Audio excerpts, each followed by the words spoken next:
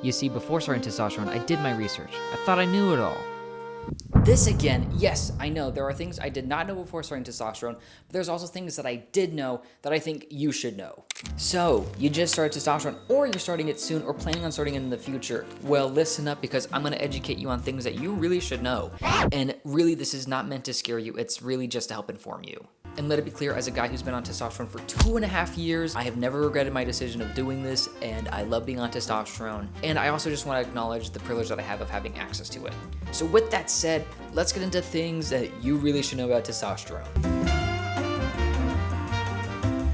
So first off, let's get educated on testosterone itself. Did you guys know that there's like multiple different methods of taking it? So the 3 methods that I know of is gel, injections, and pellets. So gel, there's many different ways that it can come in, but it basically all works the same. Injections, there's 3 ways to go about it. There is IM, sub-Q, and kind of like an EpiPen. Basically, IM, longer needle, injected into the muscle, sub-Q, injected to the fat, smaller needle, and the EpiPen is created by this company called Exhausted, and it's just like a self-injector. And then pellets is like this little pellet of testosterone that is injected under the skin in the buttocks area. Excuse me? And it dissolves over time, anywhere between 2 to 6 months. It releases testosterone over time, so you don't, it's like, in some ways, like a more like stable way of having it. But I don't know much about it, so I'll leave an article down below that you can check out. Real quick, folks, as I was editing this video, I realized that I actually left out a 4th option, but there's a reason why I did that. It's because this option isn't as known about, it's not really prescribed, and in the past, it was really known for causing more liver damage. So what is this?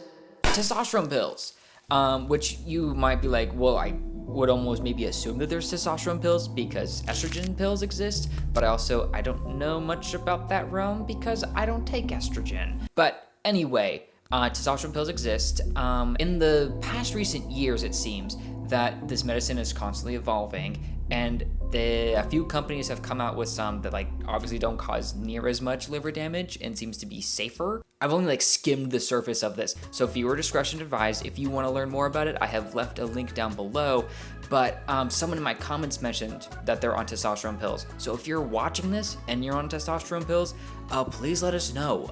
What do you think about being on it? Anyway, back to the video. Another thing about testosterone is that there's different dose types. There's low dose, medium dose, and high dose, and your doctor will help you decide what dose is best for you. And also whatever dose is right for you is not gonna be the same for someone else. So because testosterone affects us all differently, so I'm on 0.4 milliliters weekly, and how that affects you can be differently. And one thing I want to specify is low dose tends to be recommended to people just starting out, or people who are non-binary, trans-masc, want slower changes and to see it more gradually over time. So now that we have learned about testosterone itself, we're gonna kind of move into a less fun area and talking about medical things to be aware of. So first off, menopause. Is it just me or is it hot in here? Why am I so sweaty? Ooh. Yeah, you're experiencing a hot flash, bud. Hot flash as in menopause? Hot flash? Yeah.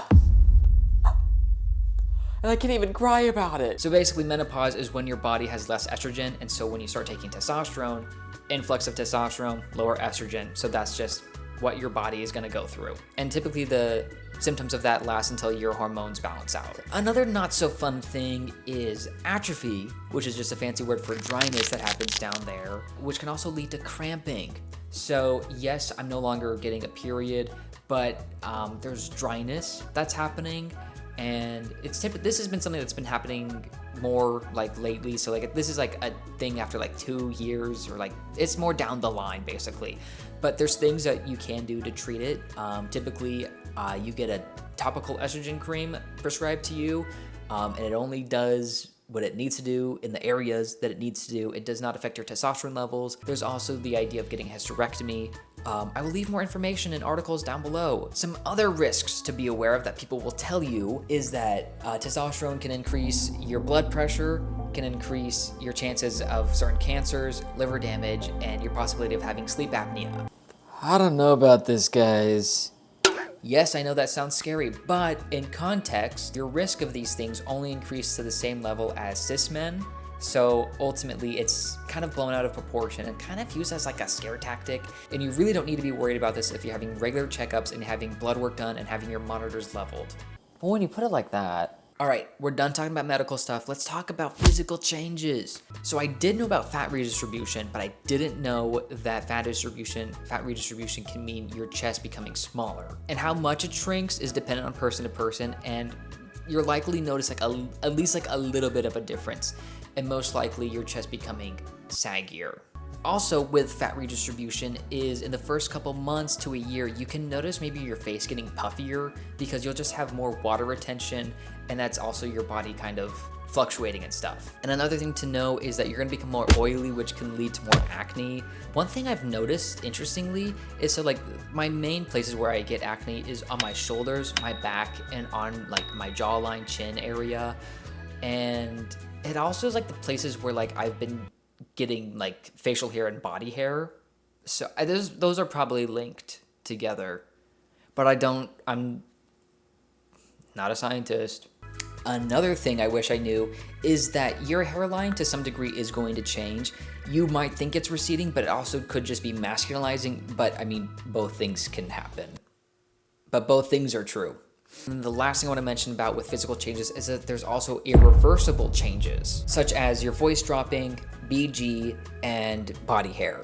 So like there's also kind of like a good thing. So like if down the line, if you end up having to be off testosterone for a little bit, not everything is going to reverse back, but there are things that can reverse, such as fat redistribution. So the last thing of things to be aware of is the emotional side.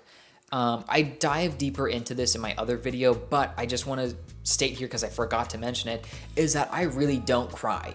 I can tear up, but that's about it. I'm like, I want to cry. I think that would be a good release of my emotions, but I just can't. There should be a tear there, and there's not. And I find it literally so fascinating. That just leads to you have to find other ways to go about coping with your emotions and finding how to do that release. Either that just be more talking it out, working out, getting that energy out in some way. But on the flip side of that, I have noticed that on testosterone, my emotions tend to be a lot more steady and like calm. Like my natural resting emotion is mellow. I just want everyone to get along and all just to be chill. Guys, I'm just a chill guy. Ugh. Wait, I'm literally wearing his outfit. No. Wait, no, I'm not. No, I'm not. For a second, I thought I was. Well, there you have it, folks. My list of things you should know before starting testosterone. Obviously, this is not an expansive list of every single thing, but it's a pretty good one. But if you want to learn about more things I wish I knew before starting testosterone, make sure to check out this video. But guys, that's going to be it. I really hope this video helped you feel more informed than you did beforehand. But I will see you next week with a brand new video. I will see you then. Bye!